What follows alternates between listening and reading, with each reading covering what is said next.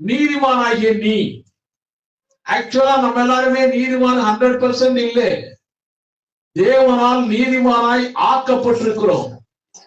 தேவன் ஒரு சர்டிபிகேட் கொடுத்திருக்கிறார். என்றைக்கு நீ தேவனுடைய பிள்ளையாய் மாறினாயோ, என்றைக்கு பிசாசின் கூட்டத்திலிருந்து வெளியே வந்தாயோ, அன்றைக்கே உனக்கு ஒரு பெரிய சர்டிபிகேட் தேவன் கொடுத்திருக்கிறார், நீதிமான்.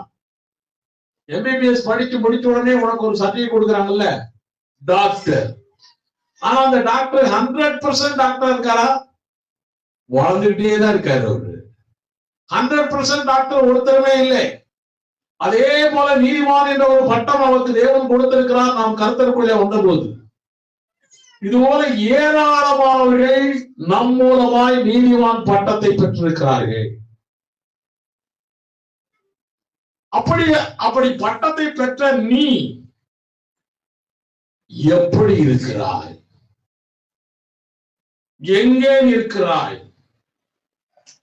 வேதம் சொல்லியபடி 2ஆம் வசனத்திலே சொன்னபடி வசன தியானம் உன்னிடத்தில் உண்டா?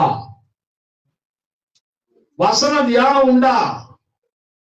வாசிக்கிறது முக்கியமல்ல, படிக்கிறது முக்கியமல்ல, தியானிக்கிற மனுஷன் பாக்கியவான்.